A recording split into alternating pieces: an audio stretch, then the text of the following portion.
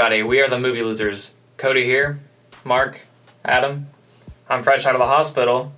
50 Shades Darker did that to me. That review will drop this weekend. But tonight we saw John Wick 2, and it was quite the opposite of that movie. Very freaking awesome. Action-packed. It was epic's the best word for it. Mm-hmm. Epic. Just what you were looking for if you were a fan of the first one. Mark, what would you say was the plot of this one? If you had to summarize it for our viewers.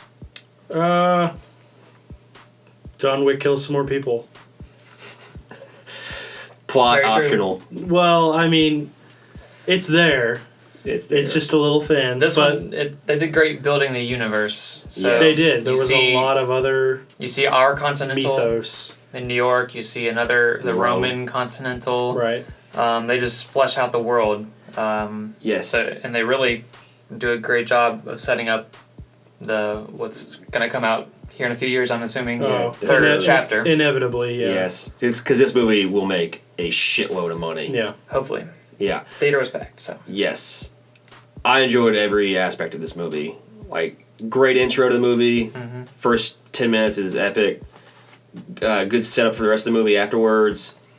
There were 2 or 3 action sequences that just blew my fucking mind. Oh, yeah. Not just the action, but the cinematography that went along with it, the location, and the choreography. Mm-hmm. These look great. Same writer, director team who did the first one, and they come from a stunt background, so that's why everything is really so well. shows. Because great stunt direction is tough. Yes. Well, it's key in this kind of a movie, because the whole movie, like, the whole linchpin of this movie is great action. Mm-hmm. And this movie's got it in spades, just like the original. It's loved it. Ruby Rose plays a villain. Common is in it. He's got a good part. I guess he's kind of like a rival almost. Yeah. Well, we don't want to get into too much plot details, but yeah, he was a good addition to the series. Lawrence Fishburne is back. So if you're a Matrix fan, that was cool. That was cool seeing him on screen again. I forgot he was in this movie. Yeah. I was like, Morpheus. As some kind of pigeon keeper bird lover. Yes, I think it was Mike Tyson's trainer at some point. So nobody's gonna get that reference, but I will. Yeah. Okay. See this movie, you're gonna want to check it out. I feel like I don't know, like you're some kind of one of those 12 like leaders of the Assassins Guild or whatever the official title is, and I'm like your protector or something. Yes, he's the bodyguard. Yeah. On the action, something else. It's just everything is just so very surgical. Like in the first one, where so many other action movies, they're just like emptying guns into each other, and it's just this is like precise and surgical. Every bullet's counted. He shoots a gun and it's empty. He has to reload. He's pulling other guns, and I think he took out 77 people in the first one. I'm curious. That's what I heard. The body count in this one is, but I think higher. At least that. At least. It's like that scene from Hot Shots Part 2 when like he's just like mowing people down with the kill counter. If I had one qualm with this film, it would be, I don't think it was as emotionally gripping because, spoiler, they don't kill the dog again. I think everyone was kind of. I would have walked out. Yeah, I would have walked out if they killed another dog. His new dog.